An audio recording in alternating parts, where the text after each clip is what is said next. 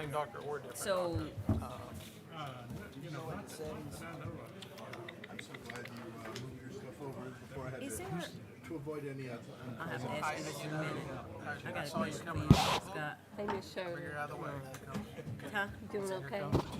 I didn't want to make a scene, Oh, but I was he prepared was to. talking, he was interrupting you. I can throw it. I can hit you. I've heard. You have? Cross, right? It's been rumored. The shoe throwing thing. Yes. No, no. No, it was the cell phone Cell phone throwing. throwing. Cell phone throwing. Come now, my good man.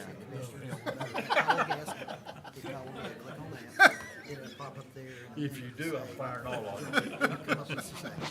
My connection is not private. Oh, yeah, Oh, that's funny. Box and then okay, this is new.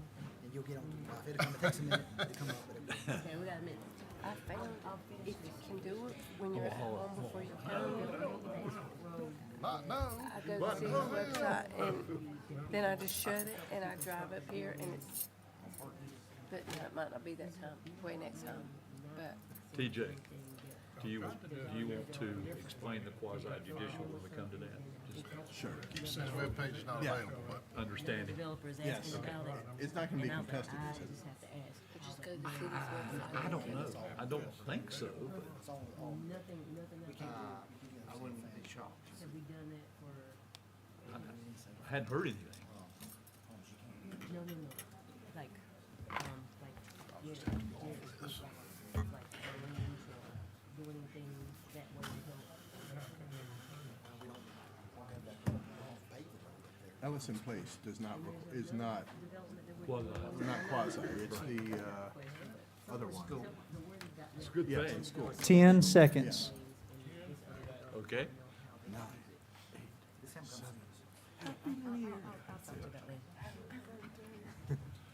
All right. Everybody ready? Let's go. Good evening and welcome to the City Council meeting of the City of Lenore for Tuesday, August the 20th, 2024. We welcome you here this evening. Thank you for coming.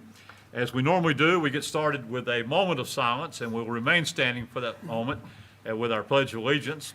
And before we do that, I would like to please mention we lost Mr. Charles Chuck Troutman this week. Chuck was quite a gentleman in our area. He a volunteer, a businessman. He was with Blue Ridge Electric for over 39 years and just did so many great things in our community.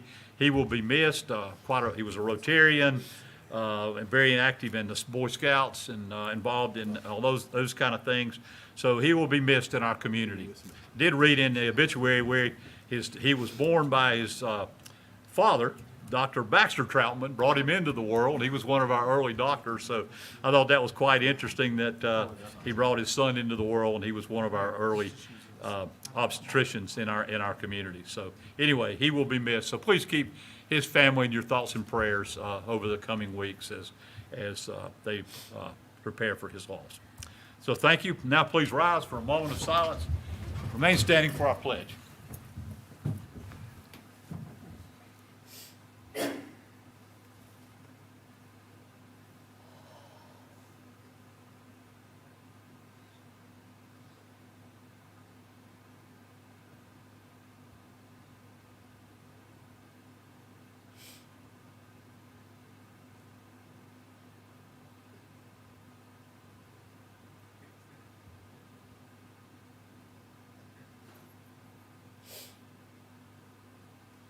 Thank you.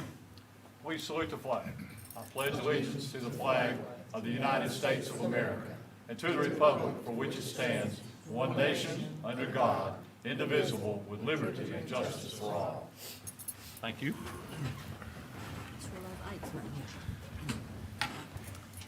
As we get started tonight, I would like to first give congratulations and to Councilmember Jonathan Beal. Jonathan will be a part of the North Carolina League of Municipalities Policy Board this year. Was selected by the board of directors of the league and the president. So Jonathan, thank you for being willing to serve on that. I know you'll be coming up with things that will be presented to the league board and then on to the North Carolina legislature. So we appreciate that you're willing to be a part of that. And let's move forward. Thank you. You're very welcome. All right, as we get started, we do have matters scheduled tonight for public hearing. Tonight, our first one is a rezoning. This is for Ellison Place. This hearing will be held to consider a proposed conditional zoning district ordinance for property located on Ellison Place, that's east of US 321/Blowing Rock Boulevard, North Carolina, PIN numbers 285021 1695, 28502 1427, 28521 2266, and 28502 12174. These would be rezoned from B6 transitional business to conditional zoning as requested by property owner Virginia M. Mullis for 4 vacant properties to accommodate 11 single-family lots located subject to the following 4 conditions and based on the consistency statement below. Proposed special conditions. Number 1, except as expressly provided otherwise by this ordinance, the property shall be governed by the land development regulations of the B6 Transitional Business Zoning District. Number 2, are all uses permitted within the B6 zoning district are allowed in conditional zoning. Number 3, special standards for single-family development. Item A is each lot will be a minimum of 6,000 square feet. B, houses shall be oriented to front, along, and accessed by Ellison Place. Item C is the landscape buffer. The mature tree line and natural buffing along the rear of the lots must be retained for single-family development. If the natural buffer is removed or damaged, a 15-foot wide planted buffer strip shall be established and maintained in accordance with Section 712 of the Lenore zoning ordinance. Item D is a subdivision plat showing all new utilities, road layout, easement, and setbacks referencing this ordinance must be approved and recorded prior to any permitting. Number 4 is access. This is, of that, item A is a private shared driveway extending beyond the end of the current city maintenance of Ellison Place shall be permitted for access to lots 1, 2, and 3 as indicated in the concept plan. A shared driveway agreement detailing the private maintenance responsibility shall be drafted and recorded with the register of deeds and noted on the final subdivision plat. The shared driveway must provide access and allow for all service vehicles, including utility, emergency, and sanitation vehicles. The shared driveway agreement must hold the city harmless for any driveway damage caused by city service vehicles. And item B of this is the maintenance of Ellison Place shall be adequate for the ingress and egress of emergency vehicles. The consistency statement is the proposed conditional zoning ordinance is consistent with the adopted comprehensive plan because it enables this area to protect the distinctive residential character of Lenore's neighborhoods from the encroachment of inappropriate non-residential development, provided that no businesses have opened in this traditional business zoning district. It would be more pertinent to provide housing in an area otherwise not providing a service to the public. All right, that is the presentation to it.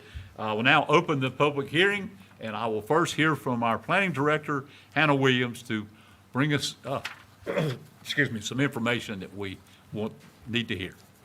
Good deal. Thank you so much, Mayor Gaines. And I have some slides for you tonight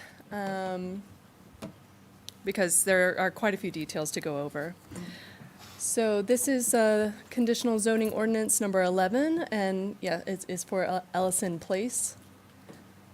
So here's the subject property. There are 4 existing lots on the western side of Ellison Place. The acreage totals 1.84 acres. There are 2 larger parcels to the north and 2 smaller parcels to the south. Currently, it is Zone B6, transitional business, and a conditional zoning ordinance is proposed mainly to reduce the minimum lot size for single-family homes to 6,000 square feet and to allow for some other driveway options.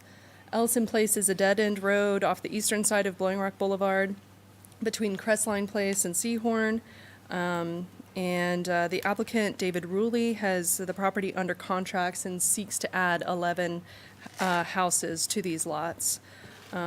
These same lots were rezoned from R15 to B6 in 2005.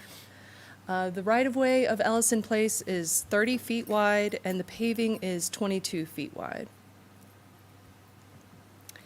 The conditional zoning ordinance proposes B6 to remain the base zoning district, but there are 3 conditions that the ordinance proposes, and 3 conditions to approve and consider tonight.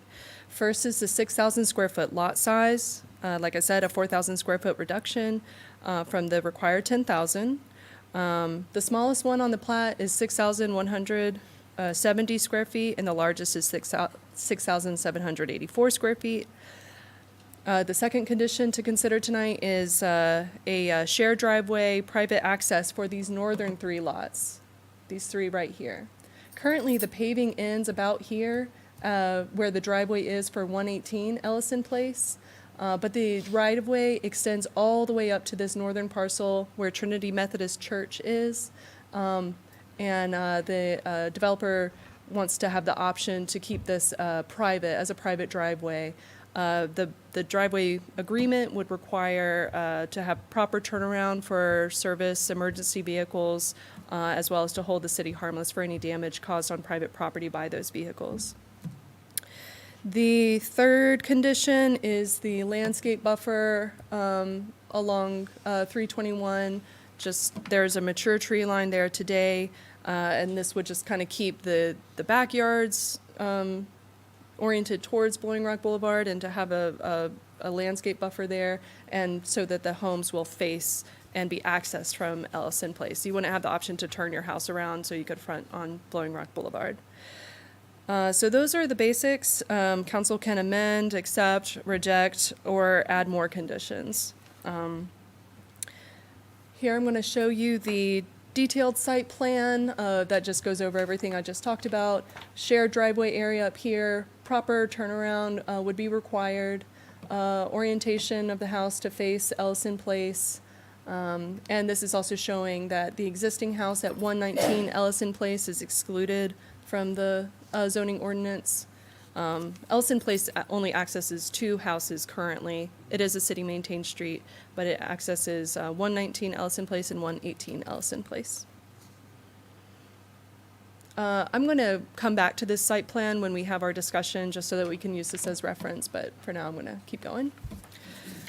So here I have a slide comparing what CZ11 brings and what B6 currently allows.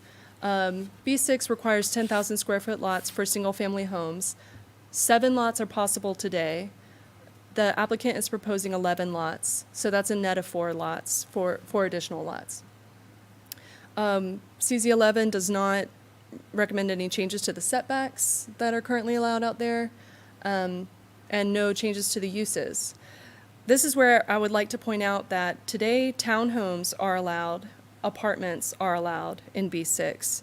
Townhomes can be a max of 8 units wide, or 8 units in a block, and they can be up to 12 feet wide, or minimum of 12 feet wide. They can be wider than that.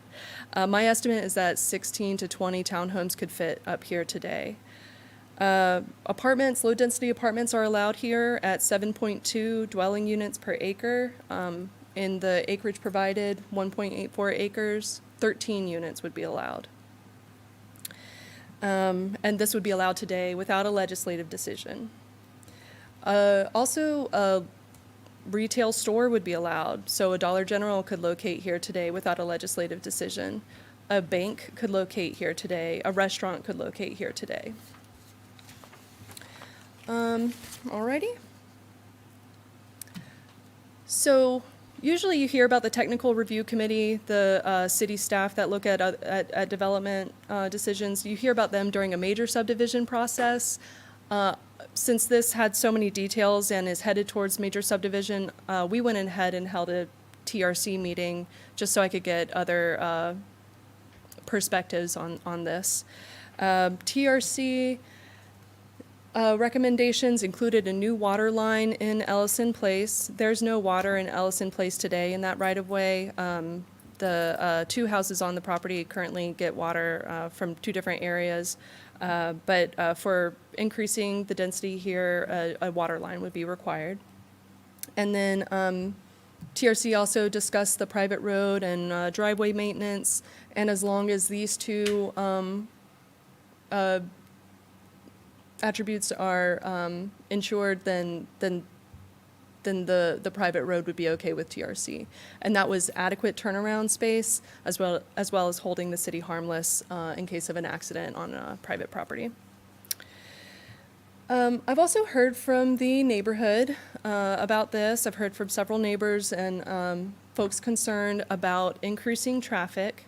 So I went ahead and pulled some traffic data from the Institute of Transportation Engineers, which is data that we have access to through our MPO.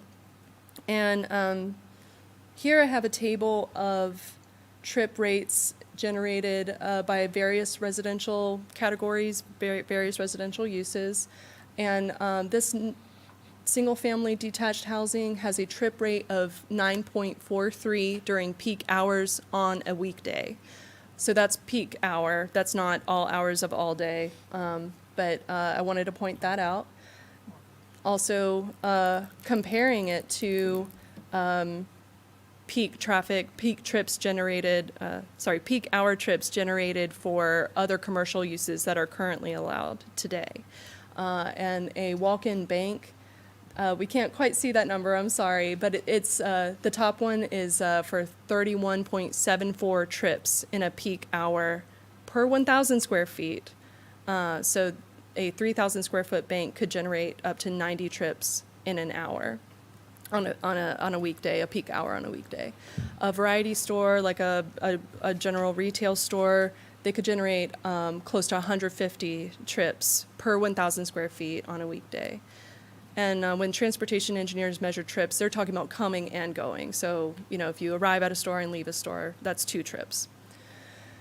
And this is relatively recent data from 2021.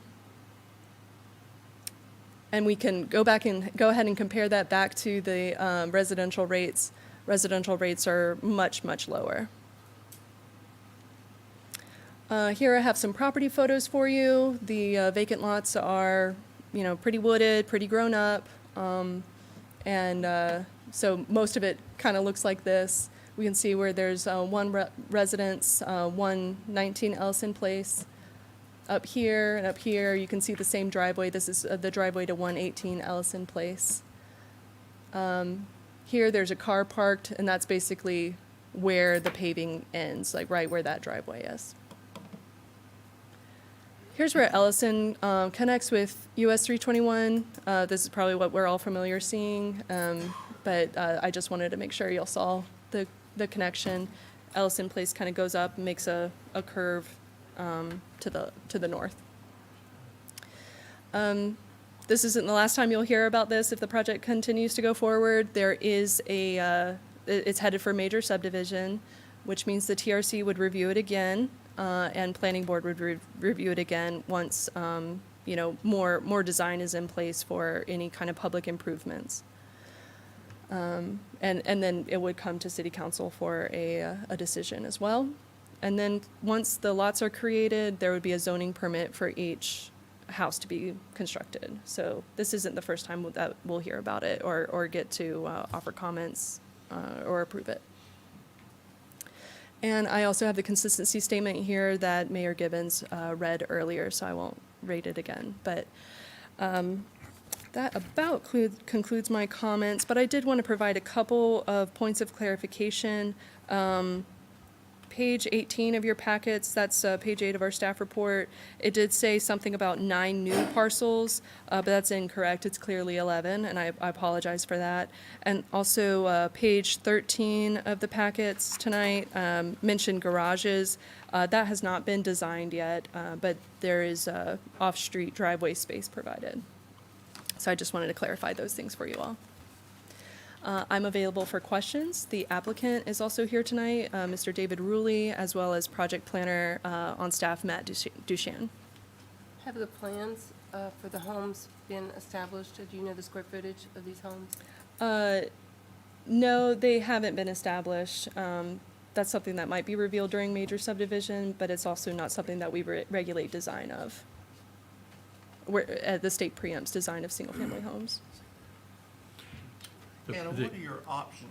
No, go ahead, no, go ahead. What are your options on a turnaround at the end of this project?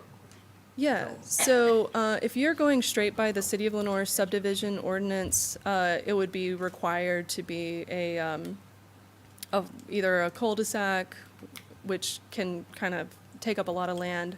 We also allow for L's or T-shape or Y-shaped turnarounds. But in conditional zoning, you can condition it to, we can allow for it to be privately maintained. So, and that is something that would be kind of assessed during the major subdivision, that TRC would kind of review it and say like, yes, this would be adequate for service vehicle So it's turnarounds. not just the developer's decision, it has to be in conjunction Yes. with it. Mm-hmm, yes, it would. I have a question, Mr. Mayor. Go ahead. On the maps and the charts, it Yeah, shows let me bring that back. where it shows a shared driveway. Yes, That essentially is extending the street yes. so that those three properties could have access to an eventual driveway. Mm-hmm, We yes. just call it a shared driveway. Yeah, it because would they basically don't be like a exist yet. private road to the end of the current, it would be like having a private road within the public right-of-way, but the city's maintenance would end. And there would be a maintenance agreement in place that those three owners would be responsible for maintaining it. And that maintenance agreement would also have to come during the major subdivision process. At least the language would have to be in place. Okay. And currently, the street is platted for, the right-of-way is 30 feet. It's We 30 feet only have wide. 22 feet we're currently using. mhm. Okay. Yeah. All right, thank you. Yeah, and just a point of clarification, some of the private property could be used to create the turnaround. It wouldn't all have to be within the city's right-of-way.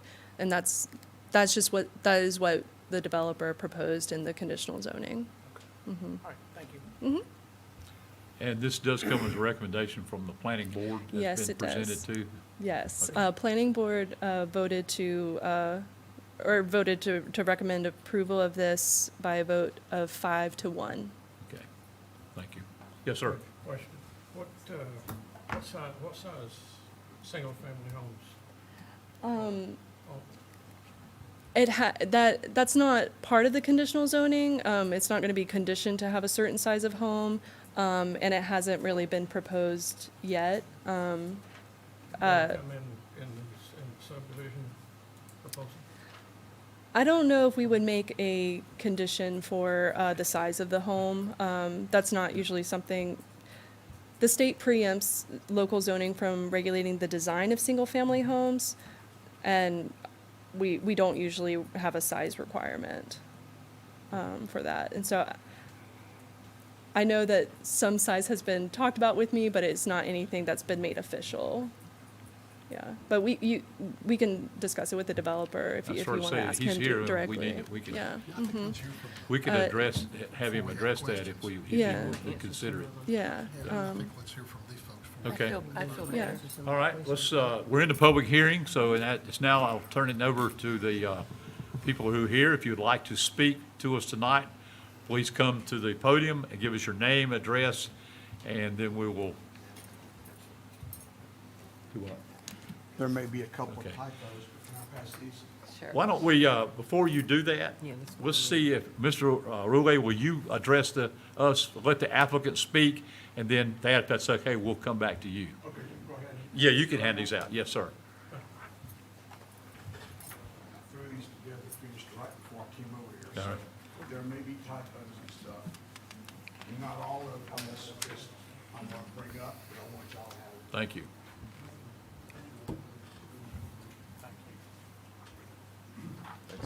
Thank you. And if you'll give us your name and address for the record, please. Sure, it's David. My last name's Ruley, like unruly. And my address is 517 East Boulevard in Charlotte. But I live in Blowing Rock, but that's my business address is out of Charlotte. Thank you. Thank you. You want to make any statements or? Well, I think I'd like to start just by saying two things. And the first one is just thank you for your consideration. I appreciate it. And then the second thing is I don't want to appear like a, out-of-town developer, coming in to pounce on Lenore, and did want to give you just a little bit of context in that I've worked on 3 projects in Lenore, and one all in downtown on Main Street, 118 Main Street. I bought and renovated that building and have leased it up. There's a card shop in the bottom and hair salon that fronts Mulberry Street. And then 309 Main Street, which is up just across from First Baptist. It was the Anything office building. Now it's Zuma office, and there's a law firm there and some allergy shots, and made significant renovations to that building and kind of got it up and going. And then also worked on the former SunTrust building and ended up selling that to Excella.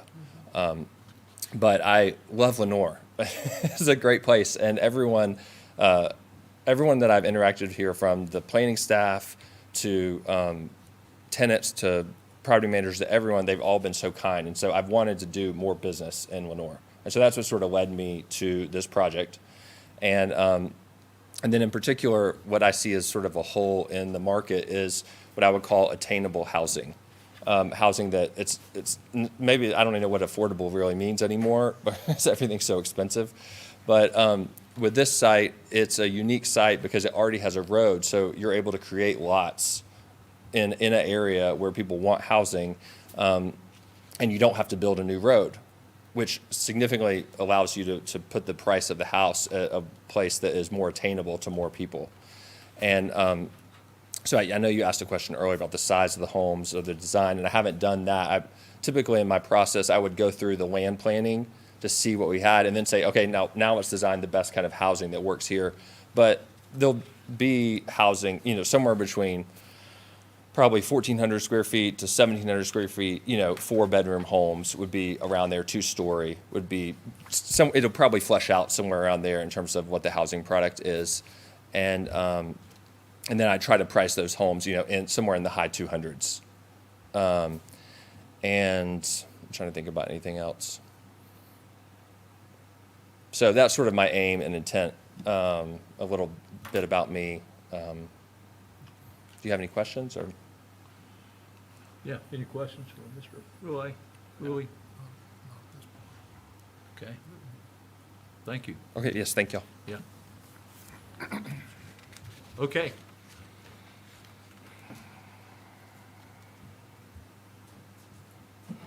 Yes. My name's Thad Mullis. I am the resident in the middle of all these properties, 119 Ellison Place. I do have a lot of concerns, both on a personal, emotional basis and also on a very serious as far as the way it's planned to be put together. And so I threw this together. I put down all my thoughts. I didn't have time to go back through it and edit it or remove stuff. So I'm going to just read over parts of this. I'd like you to have a little bit of understanding of the history of Ellison Place. I also want to talk about why concerns I have about the proposal, both major and minor concerns, and recommendations. And then I believe the Greens family are going to talk about some of the stuff in the agenda, in the proposal that was given to y'all, and go over that. Really quick on Ellison Place, I just want to give you some feedback so you know what's going on.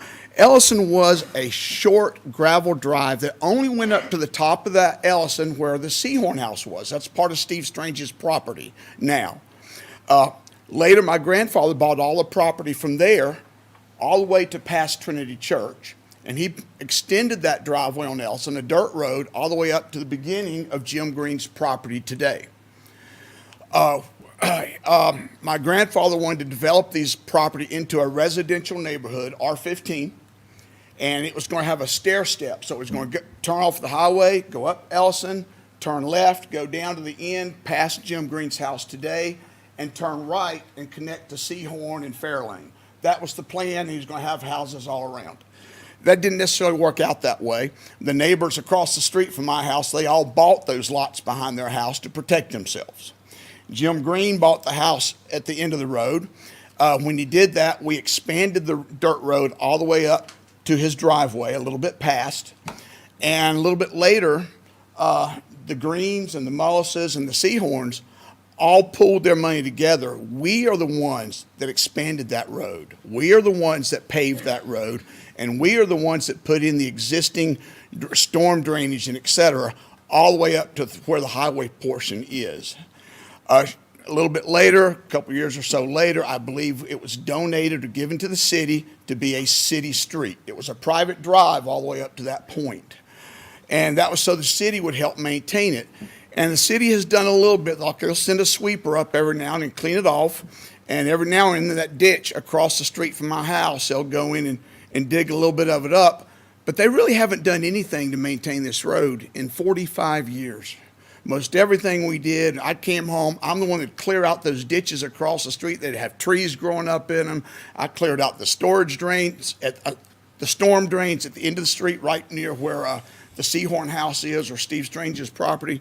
After having some illnesses and et cetera, I realized I don't need to be doing that anymore. So I contacted the city, and they've been doing a little bit better job. But anyway, so bottom line, moving on down, that's how the street got squared away. Jim purchased his home. We did later where the Trinity Methodist Church is. That used to be the old Keyhole House. Some of you may remember that. Had a keyhole on the top, and Lenore, or I don't know who, I was young, but I think it was Lenore or somebody, they wanted to restore either Fort Defiance or the Keyhole House. So they elected to do Fort Defiance, and wanted my grandfather to either restore the Keyhole House himself out of his money or to donate the land to him, and he said no. He later sold it to Trinity Methodist Church, and then they actually have a little keyhole in the front to show it.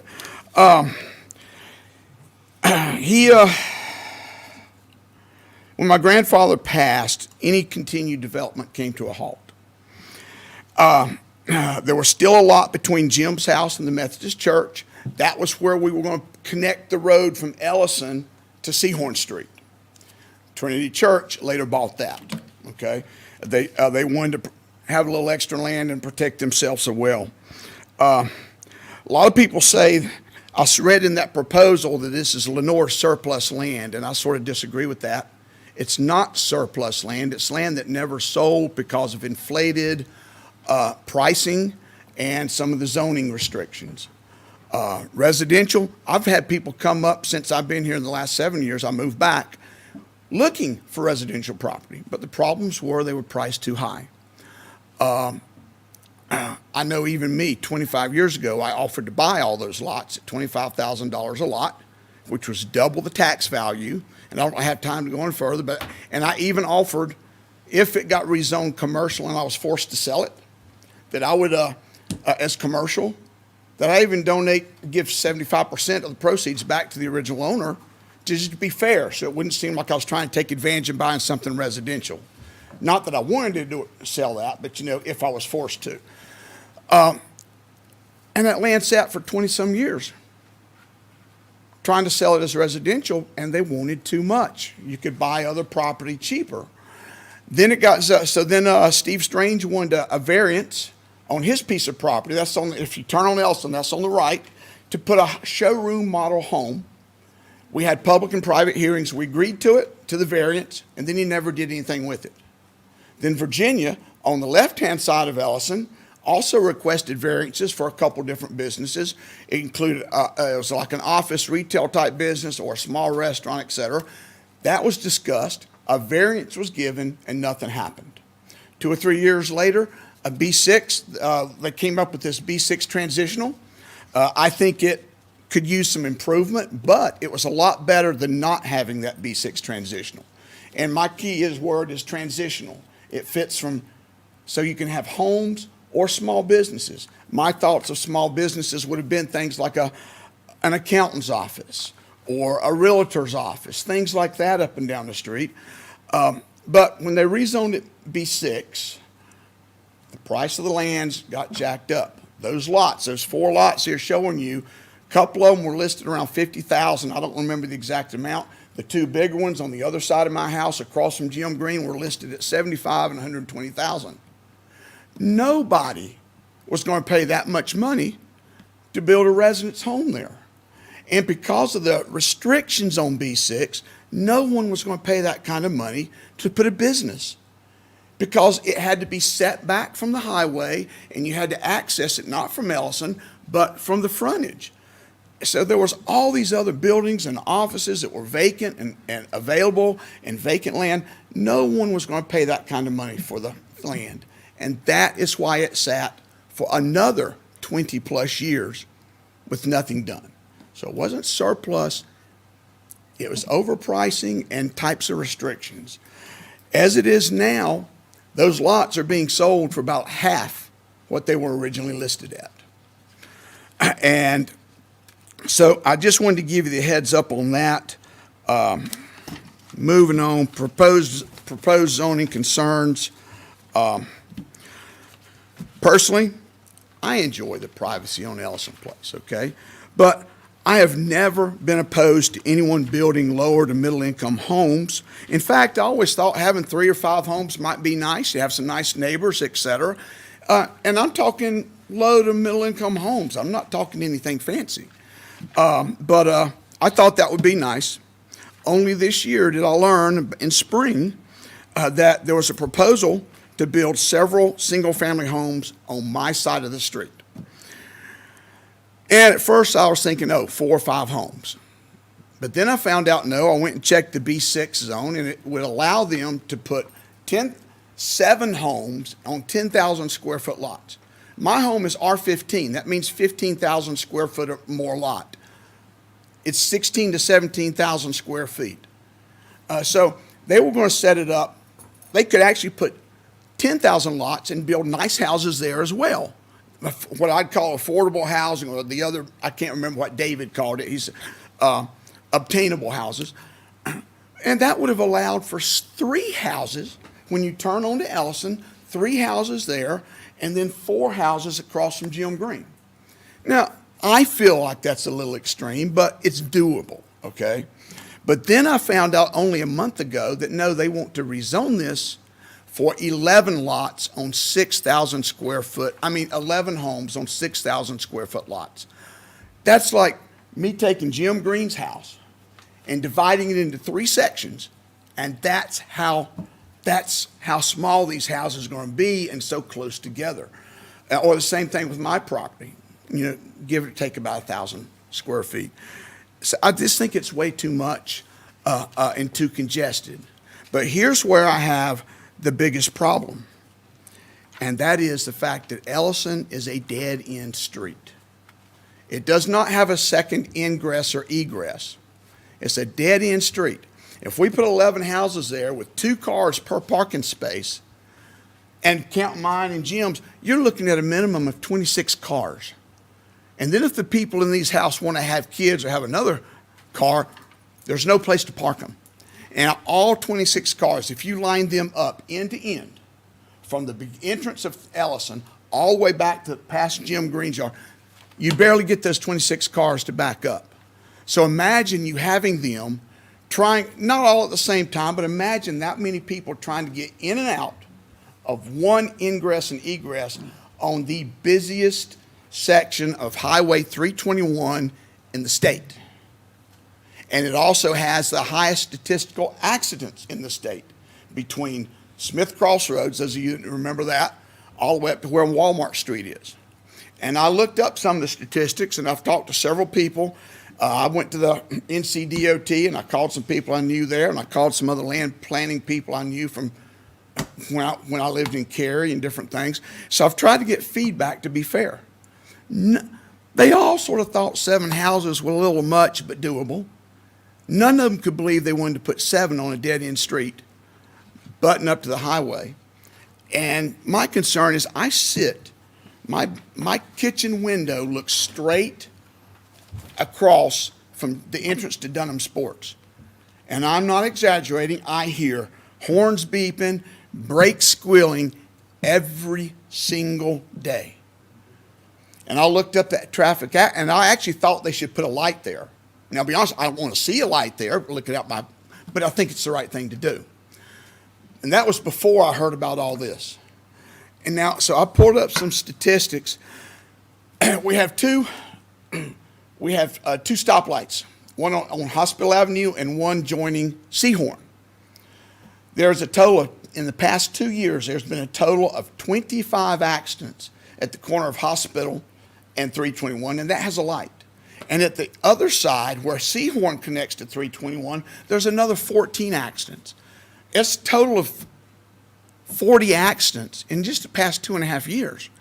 And that's not counting all the accidents that happen between there where people are pulling in and out. There are 7 entrances and exits that would not meet state code today. And that's a fact. But I don't know how it got past then. Maybe the codes were different. I don't know. But they are not the code today. And it is very dangerous pulling out of drive. I've driven for 50 years. And I have a clean driving record, and I'm not worried about things. And I have a big truck, which gives you a little bit more of a security when you're pulling out. I even get nervous if I try to make a left turn out of that road. I know Jim, while he was driving, he would always have to make a right turn and drive all the way down to Walmart, go all around Seahorn, back to Hospital, back to 321. I have my wife. I've told her the same thing. If there's traffic, you turn right and go around. Don't try to pull out to the left. I had to tell her to do as I say, not as I do, but because I do that a little bit more. But I am nervous about doing that because you literally have to watch 7 different directions. You'll have cars pull. I'll pull into the middle lane every time, and then I'll look to move over into the other lane. And you have cars pulling into that middle lane from the Dos Amigos that want to turn at Dunham Sports. And you have people pulling in and out of Dollar Tree right across from Crestline, which is only 2 lots away from Ellison Place. And there's another entrance directly across Ellison where the Krispy Kreme used to be. It is a nightmare. So I can't imagine, with just us, it's bad. But if you're going to have 13 total houses of 26 cars, that's going to be a problem. And then when people want to try to come to visit, there's no parking for anybody to park on top of that. So I made a couple suggestions. I'd prefer just leave it B6. And I don't mind if you put a retail office or an accountant's office or something like that. That's cool. But if you're going to rezone this to put 11 houses, then we need to have a second ingress and egress. I can't stress how concerning that really is. And also, and all the accidents I said between Hospital and Seahorn, 198 in the last 2.5 years. Now, many of those would have been in the parking lot itself. Many of them were pulling out of the parking lots or off these other streets, like coming out of Dollar Tree and et cetera. 198. Plus the 40 at the 2 stoplights. So I really think if y'all are going to improve this, they really need to do a traffic study. They really need to put a second entrance and exit, maybe an easement going to Seahorn Street. And I don't know if you could put something else going out the other end to 321 or not. I don't know, but they need something. And if they're not going to do that, they need to put a light, not at Dunham Sports, at Ellison, and synchronize the lights. That's not going to hinder traffic if they are synchronized. Just like Hospital and Seahorn, the middle one is synchronized to turn on and off with them. You're not going to be slowing traffic down anymore, and you're probably going to be saving lives, or at least serious accidents. And the last thing on there, this is a separate issue, but I see all the accidents. All of you know all the accidents on 321. Why no one proposes to change that speed limit only from Smith Crossroads to Walmart, make that 35. People will have to drive a little slower. It'll be easier to pull in and out of all these egresses and I can never say it, entrances and exits, okay? So those are my major concerns. Recommendations, I sort of touched on both of those too. I guess the last thing I wanted to say on here is I do not care about who the neighbors are. I don't care if they're red, yellow, black, or white, Democrat, Republican, rich or poor. I don't care. As long as we have neighbors that are honest and respectable. But I do have a problem with extensive high-density housing, wall-to-wall houses with no really room for people to come in and go or park. And that entrance and exit is my biggest concern of everything. And I don't think, unless you've been there and watched it, I don't think anybody realizes how bad that intersection is. And so, anyway, I just request that you leave it B6, let the developer continue to build, but put 3 houses on one side, 4 on the other, and then we'll figure out the rest, you know? And I appreciate it. Yes, sir. Thank you For very your much. listening in. Appreciate it. Thank you. All right. Thank you. We're still in the public hearing. Hello, How are you? I'm Debbie Hawn, Hawn, 415 Woodridge Drive. Thank you, Mayor Gibbons, City Manager Mr. Hildebrand, and members of the City Council for allowing me to speak. I know you have a difficult item in front of you tonight.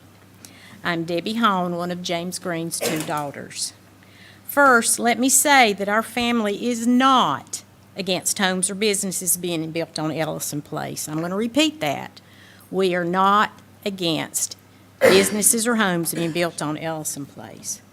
Our main concern is the number of homes on 4 existing lots that's being proposed to you tonight. The proposal also includes 2 parking spaces per driveway per home. If these are being targeted as median family homes, teenage children with cars and/or any visitors will have to park on the street. Have you all been up the street? Ellison Place is a narrow road with a ditch on one side. Mr. Mullis and/or his visitors have parked their vehicles on the street in front of his house and not in his grass in front of his house. And it's difficult to get by to go up to Dad's home. We've called the police department several times and asked them to please just come and see if emergency vehicles would be able to get by the vehicles that are in the street without going in the ditch. There have been 4 lots for sale for a long time, but they weren't advertised for years. A rusted Ira Triplet real estate sign is posted in the woods and was there until recently. I haven't been back. But I mean, that's how far back we go that this was advertised. Ms. Mullis tried for a long time to get the 4 lots zoned for business and was finally successful. Some of you remember you may have voted for the business zoning a few years ago. Advertising for selling the lots has been posted off and on since then. I came up to City Hall last Tuesday and was brought up to Matt Dukin's office to voice my concerns about 11 homes proposed on 4 existing lots. Hannah heard us talking and joined our conversation.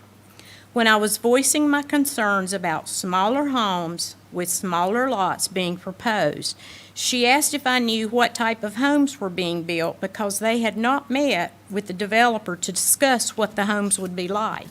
Still didn't know tonight. So, they approved smaller homes to be built on 4 existing lots without discussing the types of homes, the sizes, and are now bringing it to you for your approval. Dad's home is brick on all 4 sides, 4,400 square feet on 1 floor. And the Mullis home is brick on all 4 sides, 3,700 square feet.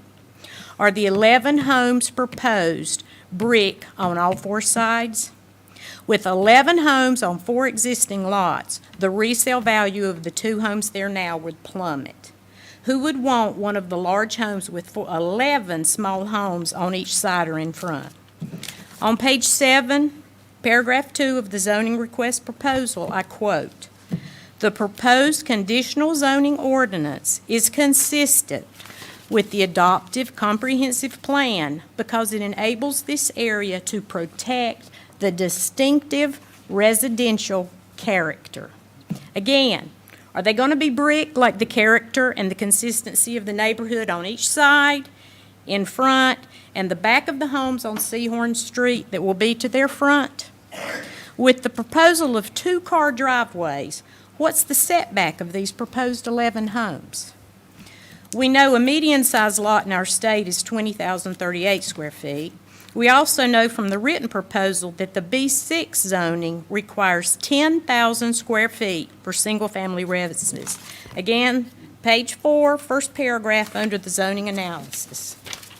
I implore you, before you vote for 11 homes to be built on 4 existing lots, please table this proposal and do your homework as our city leaders.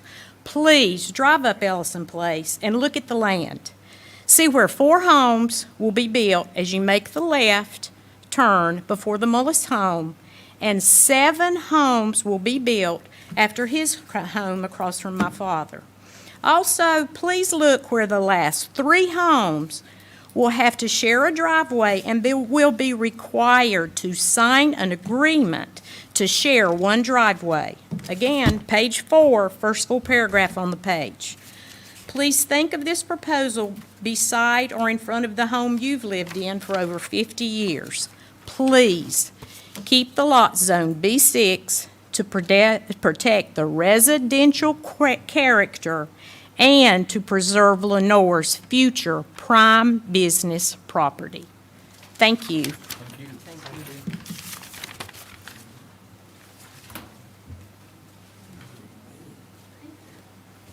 Hey. Hey, Thank you. I'm Karen Green Cannon. I'm Jim's other, he only has 2 daughters, so I'm the other one. I also live in the city of Lenore, and I have all my life. My husband and I, we both grew up here. We love Lenore. He was a teacher. give her your address, just so you have. Oh, I'm sorry, 512 Gulfview Court in the Woodbridge building. Thank you. We live close together. And he was a teacher, head football coach, owned 2 businesses in Collier County. I'm a pharmacist. We have raised both of our kids. They went to Highbrighton. Our daughter and son-in-law both have medical practices in Lenore. And our son now is a doctor at Grace, but wants to come back to Lenore. So we love this town. We grew up on Ellison. It's where my dad has lived since 1971. He was a pharmacist, owned his own here. He was also a city councilman. We're not opposed to residents or houses on Ellison or the missing middle homes, is what it's been called. But putting 11 houses, if you have gone up that street, is way too many. I'm just worried about the safety issue of this proposal. It's, like Thad said, it's very dangerous pulling out on Blowing Rock Boulevard, and at least 22 more cars on that street, on that narrow street. Is the city going to propose a stoplight? I mean, or is that state? That was just a question we had. The second safety issue is concerned, is there the plan for the turnaround? Is a school bus going to be able to get there? If you have these homes, it's going to be for younger people. So is a school bus going to be able to turn around, or are they going to go up and turn back around in Daddy's? It says it's going to be privately maintained. What if something happens to the road and it's a single mom and there it says $10,000? What are they going to do? Who maintains this? It says in the proposal, private maintenance agreement. Is it paved? Nothing has ever been said. Is it paved? Is it dirt? Where will the turning around and back up? I know it's a T or an L or a sound, but you have to worry about school buses getting up there. The road's 22 feet. And who's going to, for safety issue, is the developer going to widen the street? Also, it says in the report, curb, gutter, and sidewalk or pavement, to install sidewalks or pavements in lieu of. So if there are that many homes, a safety concern is that narrow street, smaller homes, smaller kids, people starting out, they're going to be walking up and down this road with no sidewalk, pavement, or gutter. And this is a major concern. So we need to, if it passes, they need to make sure that someone is putting in sidewalk and guttering. The water runoff has been a major concern. I have some pictures. Can I bring them up there? Is that okay? I have pictures of where the water has run off on Dad's land from, and the city's aware of it. It's just cannot be fixed. It's a pipe and it's a sinkhole in the front of his yard. It's on his property. It's on his property, across the street from the 7 homes. So you build, this home, these homes here, you're gonna have more of this sinkhole. I mean, right now, it just houses animals, you know, but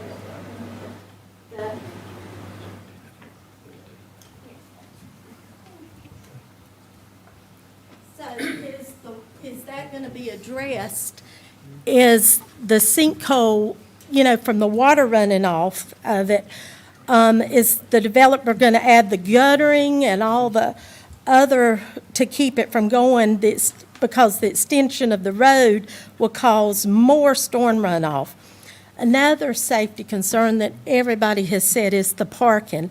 With lots cut down from 10,000 to 6,000 square feet, any extra visitors will have to park on the street. Guys, that road is just not big enough for anybody to park. There will not be a school bus. It will be in the ditch. We won't be able to get our Amazon packages, and we are not going to be able to have fire and rescue. My dad's 95. He lives on that street. And thank God we've never had to use one, because Dad's very healthy, but he's 95. So it is a narrow road. How will EMS, get up there? If the last road is up there and there's a turnaround, we still don't know if they would be able to even turn around. The last safety issue I have that has not been brought up is there's only one street light on that street. Is somebody going to put more street lights? You put 11 homes on that street, it is pitch black dark at night. And I will tell you that because the street lights down there, will the city add more lights or the developer? But in closing, we are not opposed to housing. We would like for it to stay business. But we just need some answers. It's all up in the air. We feel like we're being encroached on, but nobody's giving us answers. We don't know anything. So I ask all of you to come up that street and look, know what you're voting on, see the street, see Dad's house, which is 4,400 square feet. Dad's is 3,700. They're 50 years old, but they're still their homes. And come up there and see it, and see where they're going to put 7 houses here and 4 here, and just take a look at what you're voting on, if you don't mind. And if not, then just keep it B6. We have, no problem with that. But thank you so much. I appreciate it. Thank you. Thank you. Can I clarify something she said? Yes, sir. Go ahead. Once she stated Quickly. the road was 22 feet wide, that's only at the entrance. The road going all the way up past where all the houses are, that's only 14 feet. Huge difference. And the other thing she mentioned about the storm runoff, guess where it runs off into? My yard, my house. We had to put a speed bump in front of my driveway. We had to put a drain in front of our garage that was converted to a family room, and we still have. It all comes down from the church, from Jim Green's, comes into the road, and funnels down our yard into our house. So what's going to happen when they put all these extra houses here? Anyway, Thank you. thank you. Yes, sir. I'm Steve Blanchard. I live at 811 Seahorn. I'll just be brief. I want to thank my neighbors for giving a very thorough presentation. My only observation is just the density of the houses. I don't think it fits. If you look at all the houses in Seahorn and going east and everything, it's like quarter acre, half acre, and then you're trying to squeeze all these houses. It just doesn't make sense, and thanks. Thank you. Yes, sir. My name is Joe Barrett. I live at 729 Seahorn. And I would just like to echo the same concern that it not be reduced to the small lot size from, 10,000 to 6,000. That's my only concern. Thanks. Okay, thank you very much. Hannah, do you want to address any of the things that they were asked that you can? Yeah, absolutely. I'd like to say, for one thing, the side setback will be 10 feet, so there will be at least 20 feet between the homes, so it won't be just wall-to-wall houses. Other one, One-way, The- one-way street, excuse me?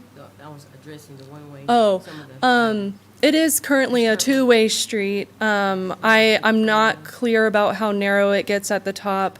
In my records, I do have it at 22 feet wide of the paving, and that the right-of-way is 30 feet wide.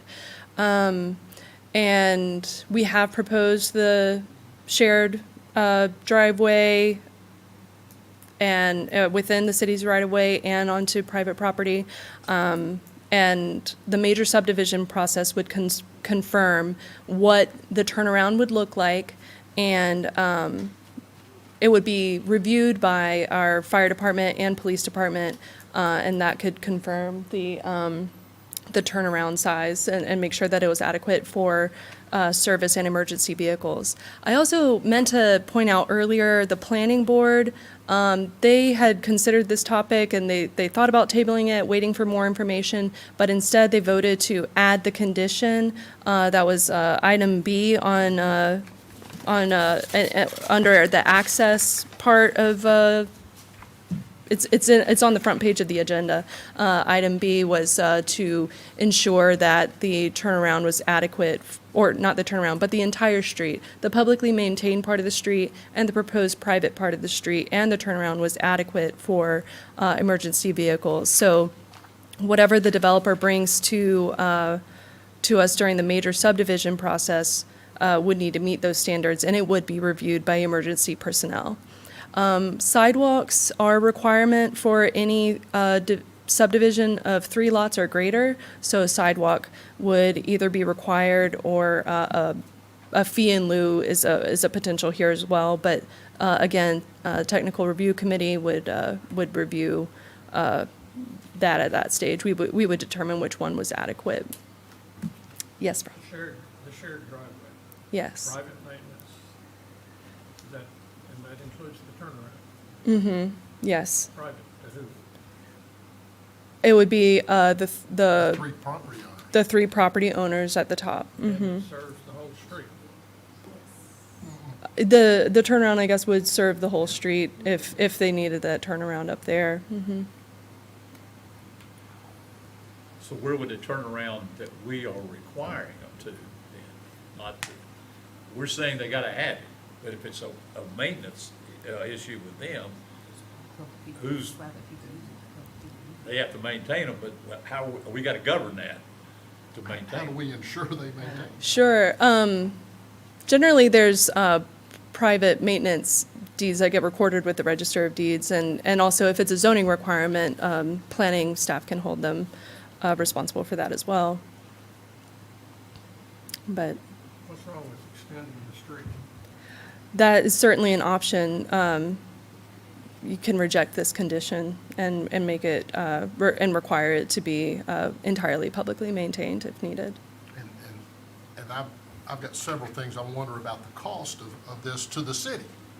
The cost of the water lines that have to be put in there. Is that developer borne or is that city borne? Generally, it would be the developer's cost to bear, and then if And then it other- reviewed for city standard, and then the city would take on the maintenance. Other utilities as well? Yes. Okay. How about street widening? That's something I'm a little bit fuzzier on. It could be widened if it was a requirement. Yeah. Or not necessarily widening, whatever would need to be done to improve the Repaving, lives. Obviously, yeah, we need to- So at mhm, some point, improving you know, that. What you have to look at simply, one of the things I consider from an economic standpoint is what is the tax value, tax base of 11 homes of this value, render in taxes that help us recoup some of the costs that we as a city are going to have to bear in order to extend this. Certainly. $3 million, I guess. Hmm? $3 million total, you said, upper twos, times 11, so about $3 million. Okay, so $3 million taxes, 15 a year. Obviously, we have to address, if it's 22 feet and they're saying it even narrows down, we got to address that. That's got to be, There's no homes there today, that's why it's that. right, I understand. Sure. There's only 2 change. homes in there, yeah. So, but still, yeah, it's going to have to be looked at and addressed. And I guess the other, the drain, the runoff, the drainage issue, that certainly rerouting or changing the direction of those when we add in those homes. That would be- Yeah. So the stormwater exemption standard is, or when it crosses into low density, which means you need to have some kind of permit through, our stormwater contractors, Western Piedmont Council of Governments, is 20,000 square feet. And this, the added impervious of this development is under 20,000 square feet. I think it was between 15 and 18,000 when the developer and I were speaking about it. And it would still be in the stormwater exemption. Exemption. Yeah, the home sites, the added built-upon surface would still be under. But, yeah, that's what I'll say about that. Would there be any planned curbing and guttering for that? Likely with a sidewalk, yes, and that's a major subdivision topic, something that would come from, I think one yeah, problem- reviewing a plat, because this is zoning today, so I don't have every single detail, and I'm sorry about that. Yeah, it's the Yeah. first phase. We would have- we would have Absolutely. before this. We're Yeah. coming back for other things. Yeah, I just, Design will come, but and that's what makes this difficult, is Yeah. all the design, all the information is going to come. And I want to make sure we as a council and the developer and the residents have, everyone has a full understanding of what this could be. And I don't have that tonight. Nope. Nope. Don't have yeah. And that's the hard part of it. It is, what- it is. And I guess we need to remind, and you brought this up earlier, it is set, though, that you could build apartments and townhomes and everything there without coming here. That can be done. Yeah, it would go, a townhome project would go straight to major subdivision, so all of these elements would be designed for you to review tonight, or in a But public what's hearing. before us is not that. What's before us is a proposed development that's in a transitional zone, and to me, transition implies that you're moving from one pattern of growth towards another. And so transition implies change, and to meet growth and trends in the prevailing area that we're talking about. And as I look at this right now, I don't know how this plan development is consistent with the growth that we have been hoping would come, which is commercial in nature. And so I do worry about the density of this. As has been brought up, one of our key focuses every year when we do our budgeting process and we establish council priorities is housing. So we're trying to balance the need for good, fair market housing with this. And again, I'm not trying to speak for everyone. I'd like a little more information or get a little more clarity, maybe a little more information. I don't want to kick the can down the road too far. I know the developer time is money, but I want to make the right decisions, and I want to have the best information I can, and I just don't think I have enough tonight. I agree. Could we ask, Did- Mr.? Would you yeah, like to wanna- speak with the developer? Yeah, will it, I speak? Yeah, come back up. Yes, sir.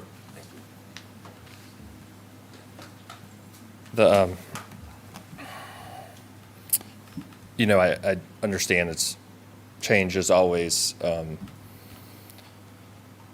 can always be difficult of any kind. And so I understand the neighbors, their concerns, and, I used to live in a neighborhood in Charlotte called Dilworth. I don't know if any of you have ever been there, but 6,000 square feet is what all the lots are in Dilworth. And it's one of the most beautiful neighborhoods in North Carolina. And there's plenty of room and there's plenty of parking, and it works great. And the houses aren't attached. And the reason I went to Hannah and asked her if we could do a denser single family was because even though by right you could put some commercial use here or you could put a multifamily use here, I felt like for the neighborhoods that were behind it, it's not going to serve them well to have, a CVS right there beside them. And then also from a housing standpoint, there's a lot of foot traffic and people that are on drugs that walk up and down 321. And I feel like multifamily doesn't age very well. It tends to not hold its value, especially if it's not high end. You're not selling $1 million townhomes. And so it tends to do worse. And so my experience has been is that single family homes, even if they're smaller, they tend to be more stable because they have not just a single person living there, they have families living there generally. And so they tend to age better. And I thought everyone would be excited.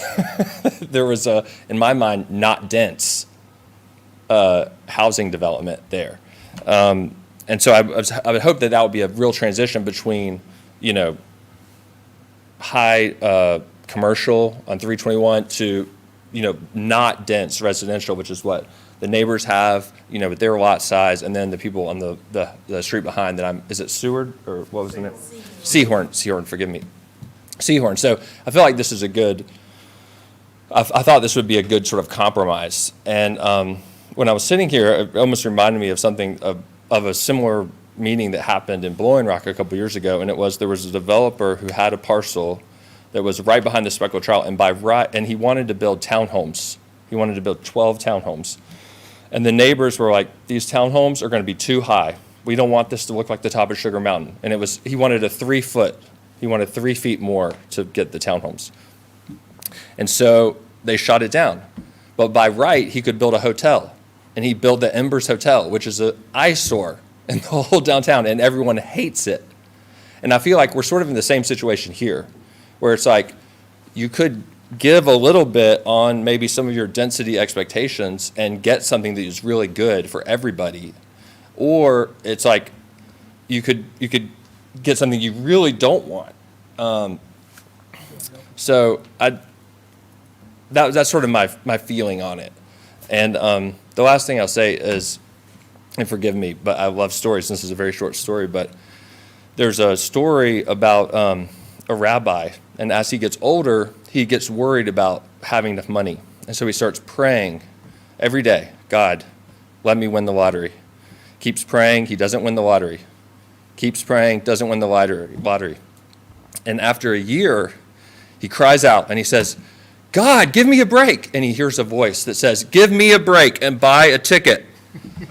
And I sort of feel like that with affordable housing, attainable housing, what we're talking about here. It's like, you got to buy a ticket. You can't, it's not going to all come perfectly together if that's what you want. So thank you for your consideration. I appreciate it.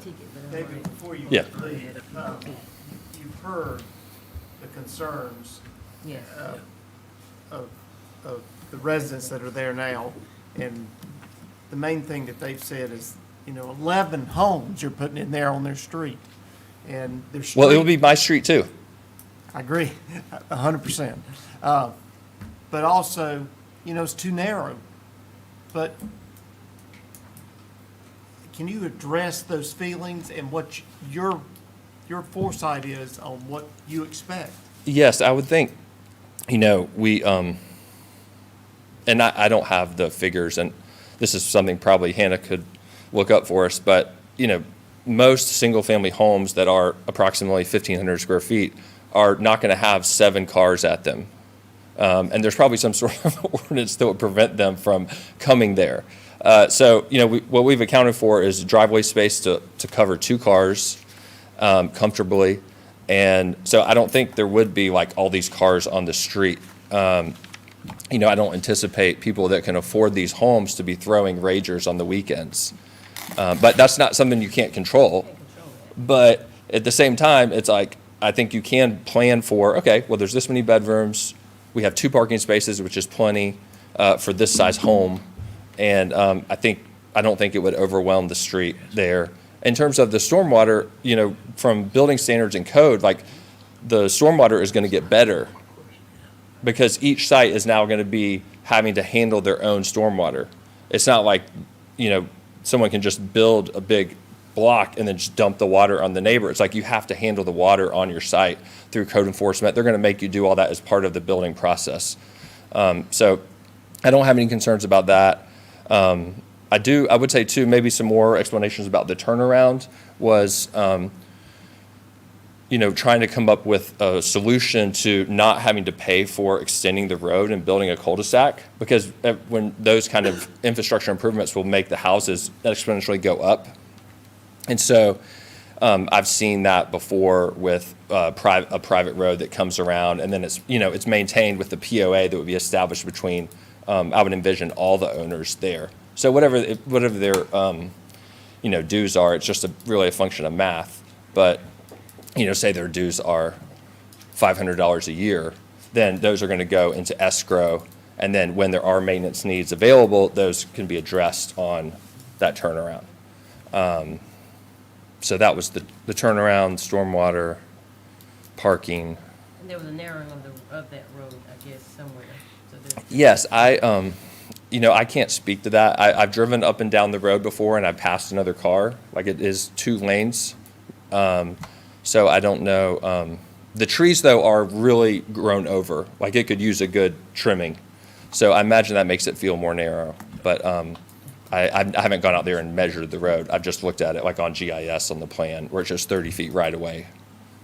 So you envision these properties having an HOA Yeah, to encompass and to take care of all these needs? yeah. Now, How does with, that impact with, the- excuse me, with the HOA, are you envisioning them reviewing the construction of the homes, He'll be doing the I would, or is that later?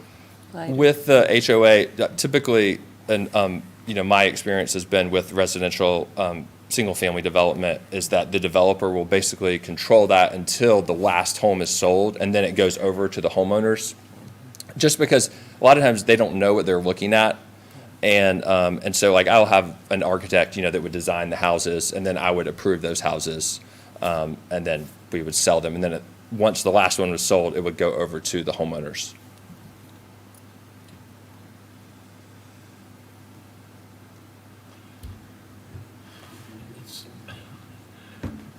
It's good, it sounds like a great plan, and everybody, I think we're on the right ideas, but we need to get those pieces that we can feel like everybody feels satisfied with. Size, what happens at the end, make sure everybody's safe, the turnaround, be able to get our vehicles in there. Garbage trucks, I guess, now pull in and back up, I think, don't they? Where's our? I mean, that is one point, is that why make me have to pay for or punish me for what's already happening? Like, they're already servicing the street. And I understand that, I'm not saying that, but we just need some of those answers that from your side as a developer, and then we will have to, figure out the other part of what we in the city will have to do to make all this be able to happen, Okay. work, so. I will. So, anyway, any other questions of Mr. Rouley? Okay, thank you. Thank you all very much. Appreciate it. Thank you. Is there anyone else that would like to address the council tonight if the public hearing is open? Okay, if not, I will close the public hearing, and I will turn it over to council for any action, discussion, motion, whatever we're looking for. We do have it for a rezoning, and Well, I think everyone understands where my feelings are at this point. I will make a motion that we table this.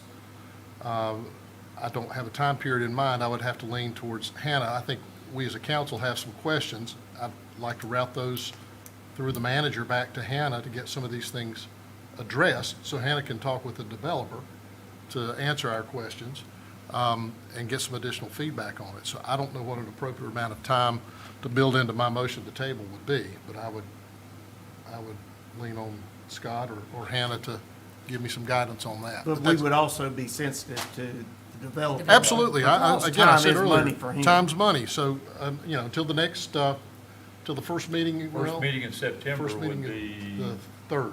3rd September. I mean, I think we can come up with our Think we can do questions it and have them answered by then. Then, and get questions answered. Anna, please. If you don't mind, can you tell me what questions you need to have answered? Well, I think, I think I'd like to submit those, I mean, I've got, At a later time? I've Okay, got several instead of Sure. running through them right now. Okay. We probably all have some Yeah. too. Well, and again, I don't know if anybody, I've been over there to look at the property, and I know others have. Yes, I have. I would encourage everyone to do that. okay, So I will make a motion that we table this until the first meeting of September, okay. and we will route questions that we have through the manager so he can relay them to planning. Okay. Okay. Heard a motion from Councilmember Purdue. Any other questions, concerns? If not, all in favor, please say aye. Aye. All opposed? Thank you. That's unanimous. And we're missing one council member, so that's 6-0 on that. Thank you. Thank you very much, Hannah. And thank you all for being here. All right, we'll move on. We do have another one to go to here. We have special, this is item B on that, a special use permit under our, of course, this is public hearings. This is for 117 Maple Drive Northwest. This is a quasi-judicial hearing be held to consider the requested special use permit as submitted by Josh Clark for the Outcast Community Church to permit a church in the R12 Single Family Zoning District on property located at 117 Maple Drive Northwest, North Carolina, PIN number 27494506112, based on the findings on page 6 of the submitted staff report and subject to the following 3 conditions. 1, the applicant must maintain and improve upon landscaping where necessary on the site. A zoning permit will be required. Item 2 is any new lighting for the church use shall be fully cut off and shielded as to eliminate and minimize light spillover onto adjacent residential properties. Item 3 is the applicant must obtain zoning and sign permits from the Lenore Planning Department within 2 years of the issuance of the SUP. I will open the public hearing, and I will ask our planning director, Hannah Williams, to return to the podium. Thank you. All righty. That's right, you do have to be sworn. This is a quasi-judicial. Yeah. And anyone who will be speaking on this tonight will have to be sworn in, since it is a quasi-judicial hearing. Do you swear to tell the truth, the whole truth, and nothing but the truth, so help you God? Before that, Mr. I'm gonna Mayor. let Mr. Ward just give us any guidelines of the Just quasi-judicial. basically that anyone, this is essentially, quasi-judicial means it's like a trial, that witnesses need to be sworn, and anyone who's on the council who has any sort of possible conflict or has made any sort of contact with anyone who might be involved in this, you're not supposed to have gone out to the property to look at it. You're sitting essentially as judges, and if you were appearing in front of a judge, you wouldn't want the judge to have spoken to the other side or gone out and seen what the argument was going to be about or anything like that. So Okay. just keep that in mind. Thank you very much. We appreciate that. All right, thank you, Hannah. Absolutely. Yes, the applicant tonight is requesting a special use permit for a church to locate in the former West Lenore Elementary School. They would be using the auditorium and a couple of classrooms. And they're proposing no physical changes to the building. I'm going to flip to my conditions here.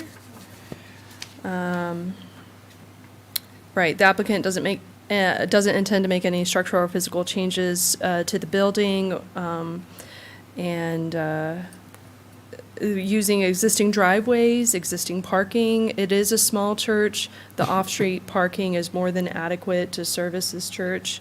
They only meet on Sunday mornings at this time. Let's see. All landscaping is currently managed by the existing owners, Hasso Holdings, and they'll comply with any landscape standards. The first condition that Mayor Gibbons read out was Just if any landscaping is damaged or needs repair, that would be required. And if they change any landscaping, a zoning permit would be required to replace it with our standards. They're not proposing any lighting at this time, but any lighting that is added would have to be fully cut off so it doesn't spill onto residential properties. But really, only physical changes that they intend to make are signage, which would be required, which would require a sign permit. Really, this is a far less intense use than an elementary school, and so we just don't think that it would disturb the community any more than when the school was in session there. So that's really all I have to say to you. I know the applicant, Josh Clark, is here in the audience tonight, and if you had any questions, you can direct those to him. Okay. Would you like to submit your report And I as would- part of your sworn testimony? Yes, I would like to submit the staff report as part of my sworn testimony, and I would also like to say that the planning board recommended approval of this special use permit. Thank you very much. Any questions of Hannah before she sits down? Okay, thank you. Okay, we are in the public hearing. If there's anyone who would like to address the council concerning this special use permit for 117 Maple Drive, please come forward and give us your name, address, and be sworn in for your testimony. Okay, I don't see anybody coming up. Oh, okay.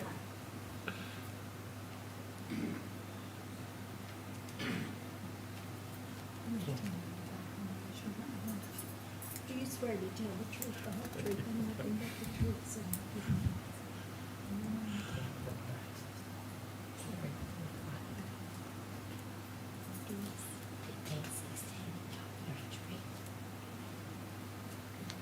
Hi there. Hey. Yeah, my only concern, I was wondering, they're just wanting to use part of the school. So are they buying the school? I live across the street from school. And are they buying the school? It sounds like they're just going to use a auditorium. So what happens to the rest of it? Is there any change of title Yeah. from that's current what I- ownership? Yes, please do. This is a lease situation where Okay. the church would be leasing it. Haso Holdings is the current owner. Jay Harrell is the representative of that. Yeah. So the property is still owned by the school system? No, No, it it's has private- been private- sold, excuse me, it's privately private owned, yeah. property now. Yeah. Yep, it's So, but they've Haso maintained the Holdings ownership, is the so this owner. is more of a Yes. short-term lease. Yeah, so the only planned improvements or changes on the property is that the church would be using it. There's no other planned use of the rest of it right now. Okay. But it is zoned residential, R12. Very few non-residential uses are allowed, so you'll likely hear about it in the future, but that's not part of the special use permit tonight. Okay. Shirley, That did was- you that get, was my you got her question. name and address, didn't you, Shirley? I did Karen's Fulbright, Okay, Poplar Street. thank you, thank you. Is there anyone else who would like to address the council concerning this special use permit? Okay, if not, then I will close the public hearing, and I'll turn it over to council for any discussion and/or action concerning this. Mr. Mayor, I would like to make a motion that we approve the special use permit as presented. I have a motion from, By adopting the proposed By findings on adopting page the- 6 of the report? What he said. Yeah. Yes. we have a motion from Councilman Beal and the city attorney Roy. I'm not making a motion. You don't want to hear my motions. Yeah, we have a motion from Councilmember Beal that we approve the special use permit with the added language that was put in there and presented. Any other discussion? If not, all in favor, please say aye. Aye. All opposed? Thank you. Thank you very much. That concludes our matter scheduled for public hearing tonight. We'll move on to our consent agenda items consisting of minutes, city council meeting of Tuesday, August 6th. Item B is a resolution. This is for Sealed Air Corporation, Pump House Station, Hudson. Recommendation is to adopt a resolution authorizing the sale of the fire pump premises located at 2001 International Boulevard in Hudson, North Carolina, as described in Deed Book Volume 724, page 296, at the Caldwell County Register of Deeds to Sealed Air Corporation. The offer is for $1,000 and was subject to the upset bid process.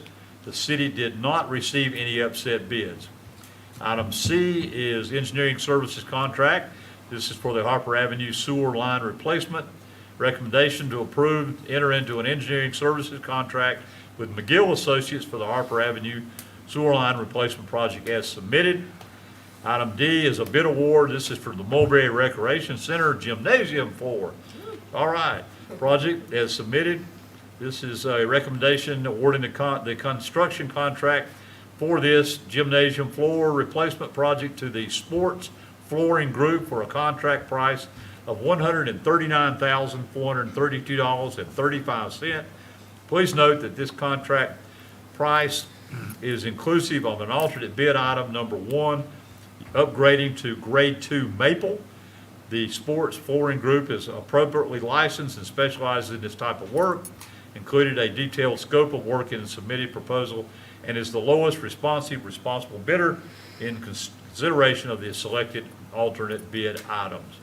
And item E is a resolution of support, North Carolina Divisions of Parks and Recreation, Great Trail State Grant Program. Recommendation, council adopt a resolution of support for grant funding application to North Carolina Division of Parks and Recreation, Great Trail State Grant Program, with the amount of $497,994 as submitted. The City of Lenoir pledges a local match of $248,997, or 1/3 of the project cost, should the city be awarded funding. Those are your items A through E. I'll turn it over to council for any discussion and or motion. Mr. Mayor, I'll make a motion that we approve items A through E as presented.